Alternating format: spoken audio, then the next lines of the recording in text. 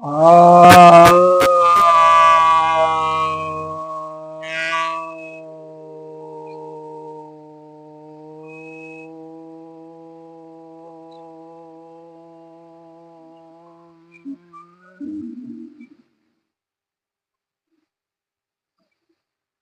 सभी भक्तजनों को सप्रेम नमन। तो आज आपकी जिज्ञासा का समाधान लेकर आया हूँ। एक जिज्ञासा यह आई है कि बौद्ध मत में सृष्टि विज्ञान क्या है, जरा बताइए।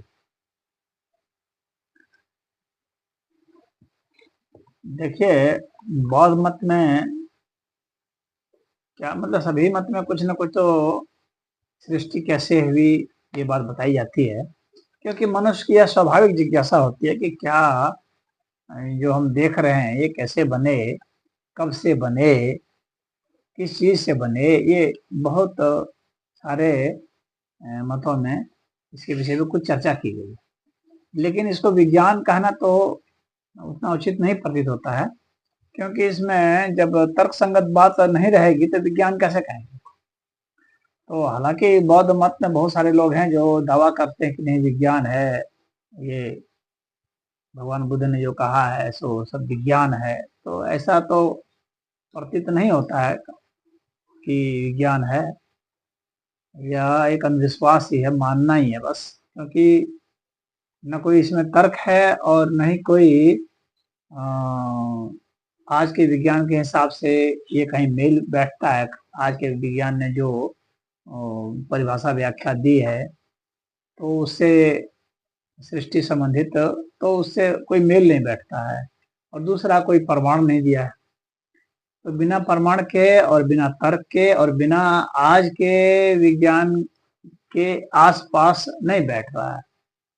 तो इसके कारण जो है, मेल नहीं बैठने के कारण इसको हम विज्ञान नहीं कह रहे हैं, क्योंकि विज्ञान कहने के लिए तो कम से कम इन तीन चीजों की जरूरत पड़ेगी।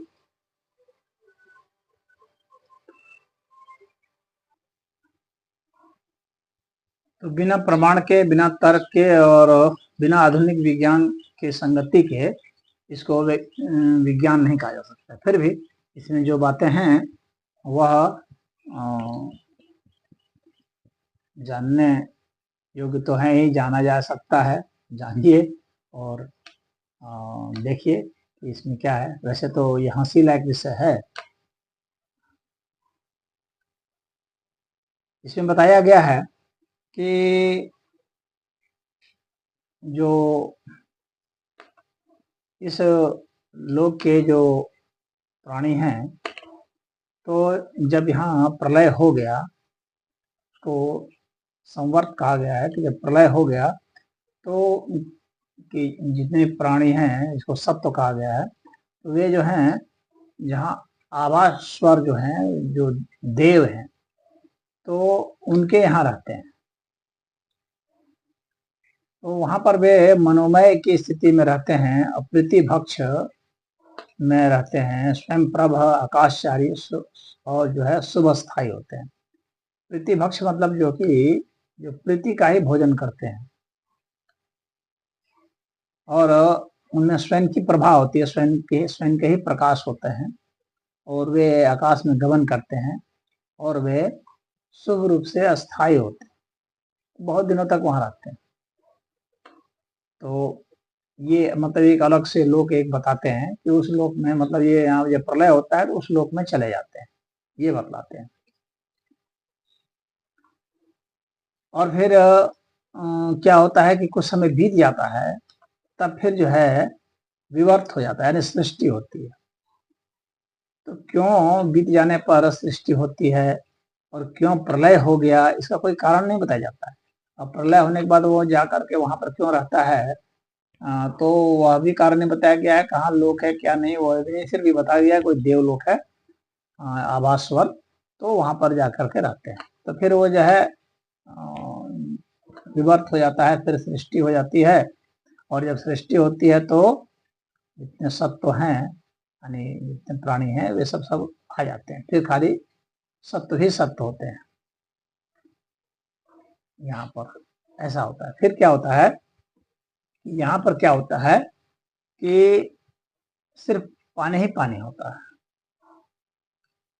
जल ही जल होता है। ऐसा आप ईसाइयों में भी देखेंगे, खाली जल ही जल था। तो सिर्फ पानी ही पानी होता है, सत्व सब रहते हैं। और वो पानी क्या होता है, बाद में ठंडा हो जाता है। और ठंडा हो जाता है जैसे उसमें एक लेयर पड़ जाता है, क्रीम का लेयर पड़ता है। जैसे दूध जो है ठंडा हो जाने पर एक परत बन जाती है, वैसे वैसे पानी का भी ठंडा हो जाने पर एक परत पड़ जाती है। तो वह जो परत है उसको रसा कहते हैं। तो चारों ओर रसा ही रसा फैला है। अब ये सब जो सत्व होते हैं ये उसी रसा का सेवन करते हैं, और उसके बाद सेवन करते हैं, कहते हैं ओह बहुत अच्छा लगा खाने में, बहुत बढ़िया है स्वाद इसका। हाँ, तो इस तरह से वो कहते हैं कि तो वो उसको चाटता है, और चाट करके फिर जो है उंगली से चाटता है, और उसके चाटने के कारण तृष्णा हो जाती है। यानी वो जो सत्व है उसको चाटने लगता है, उसके कारण तृष्णा हो जाती है उसको। यानी तृष्णा की उत्पत्ति चाटने से होती है। तो ये बताते हैं। उसके बाद जो है फिर क्या होता है कि जितने सत्व हैं सभी लोग चाटने लगते हैं। और चाटने से एक चीज और होता है जो बहुत ज्यादा चमत्कारिक है, कि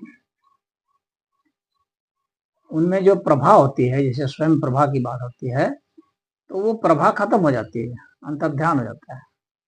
चाटने से प्रभा समाप्त हो जाती है अपने आप। और और इससे क्या होता है कि सूरज और चांद प्रकट हो जाते हैं अपने आप से। और जैसे वो चाटा, उसे सूरज और चांद बन गया अपने आप ही। ये तो विज्ञान है। हाँ, और चांद और सूरज के प्रकट होने पर क्या है कि फिर नक्षत्र और तारे भी प्रकट हो जाते हैं। यानी पहले चांद और सूरज बनते हैं, बाद में नक्षत्र और तारे बनते हैं। तो सब उल्टा ही चल रहा है यहाँ पर। और रात और दिन के फिर जब मालूम हो जाता है तो वहां से जो है मास और पक्ष भी मालूम पड़ने लगता है। यानी इस तरह का समय जो है, समय मालूम पड़ने लगता है इनके हिसाब से। ऋतु और वर्ष इसे मालूम पड़ने लगते हैं। और इस तरह से क्या होता है कि फिर लोक का जो है फिर विवर्त होता है, फिर से सृष्टि अलग ढंग की होती है।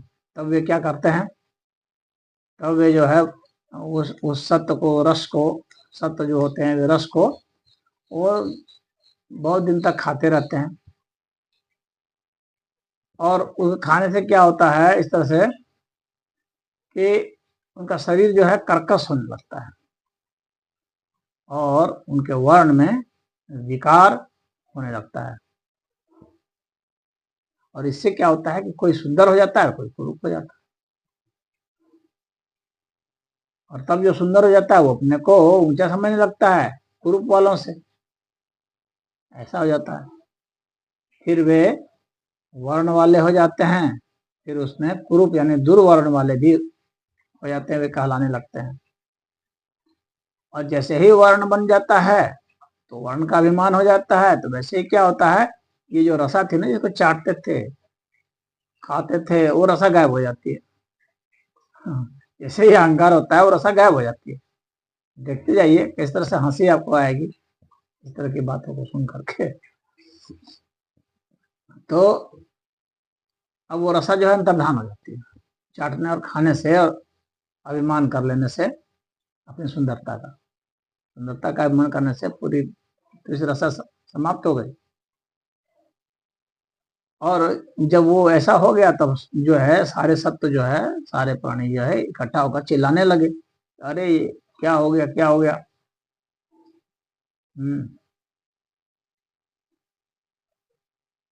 तो इसके बाद क्या होता है कि नागफनी जो होती है, जिसमें यहाँ पर अहिछत्रक लिखा हुआ है, इसको नागफनी कहा जाता है। तो उस तरह से भूमि पर जो है पपड़ी पड़ जाती है। अब ये पपड़ी पड़ जाती है तो ये जो है जैसे मक्खन से घी निकालते हैं ना, उस तरह से हो जाता है। तो ये वर्ण संपन्न, गंध संपन्न, रस संपन्न है। ये जो सत्व हैं भूमि पर पपड़ी जो पड़ गई, उस पपड़ी को खाने लगे, बहुत दिन तक खाते रहे, और खाने से क्या फिर कर्कश होने लगे, और फिर वर्ण में भी विकार होने लगा, और जैसे ही वर्ण में विकार होने लगा, ये भूमि की पपड़ी जो है अंतर्धान हो गई, यानी गायब, समाप्त। और जब ऐसा हो गया तो भगवान बुद्ध फिर क्या बोलते हैं वशिष्ठ को, तब तब वशिष्ठ उसके अंतर्धान होने पर भद्रलता यानी एक स्वादिष्ट लता प्रकट हुई, और वह जो है वो वर्ण संपन्न थे।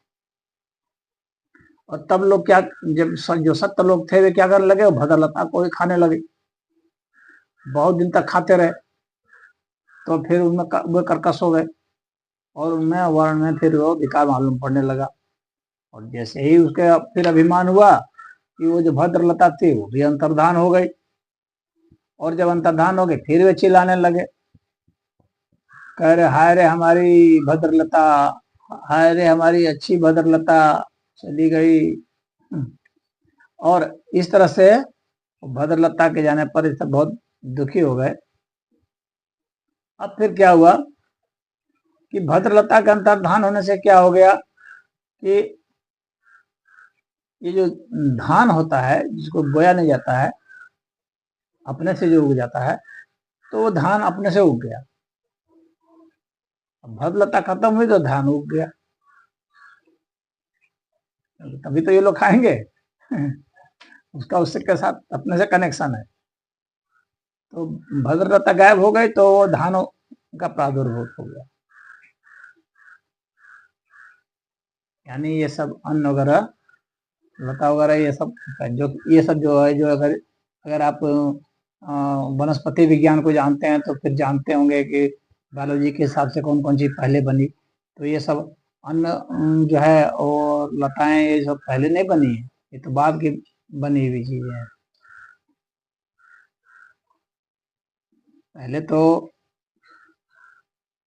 अलगी बनी है आज के जैविक विज्ञान के सिद्धांत के हिसाब से, फफूंद बने हैं पहले तो, लेकिन यहाँ पर तो इस तरह से बन रहे हैं। तब क्या हो गया कि वह जो धान प्रादुर्भूत हो गया तो उसमें जो है वो चावल के कण थे, तो वो सुगंधित थे, और उसको भोजन के लिए लोग लाते थे, उसी को खाते थे, और उसको जब खाने लगे तो फिर जो है उसमें से क्या हो गया, खाते खाते जो है वो जो सत्वों के जो शरीर थे वो बहुत कर्कश हो गए,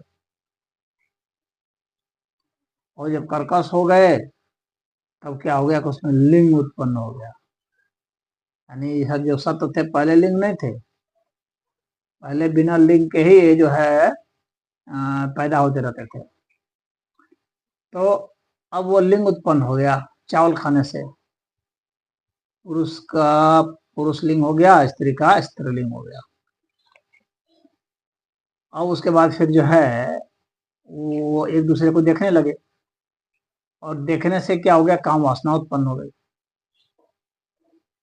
और काम वासना उत्पन्न हो गई तो फिर जो है फिर वे मैथुन क्रिया करने लगे।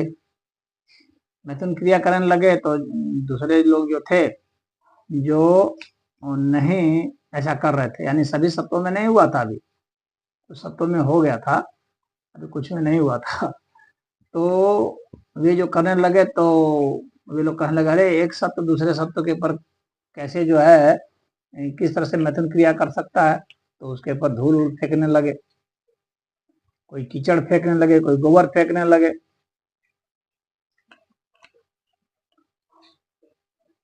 लेकिन अभी अभी तक तो यहाँ पर पशु नहीं बनाए थे, गाय नहीं बनाए थे, तो ये गोबर कहाँ से आ गया भाई?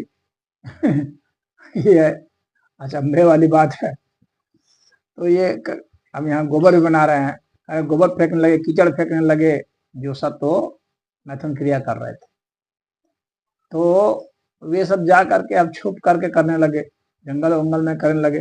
बाद में उन लोगों ने घर बना लिया तो वो करने लगे, तो इस तरह से मैथुन क्रिया से उनका वो पतन हो गया। हाँ, तो वो अपने इस अधर्म को छिपाने के लिए, या अधर्म जो करने लगे छिपाने के लिए उन्होंने घर बनाना शुरू किया कि घर में छिप करके करेंगे, कोई नहीं देखेगा, कोई गोबर नहीं फेंकेगा और कोई जो है धूल नहीं फेंकेगा। तो इस तरह से ये जो है इनकी सृष्टि बताई गई है। अब आप सोच सकते हैं कि ये कैसा विज्ञान है, कितना रहस्यमय विज्ञान।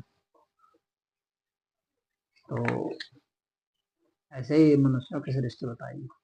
हरि ओम।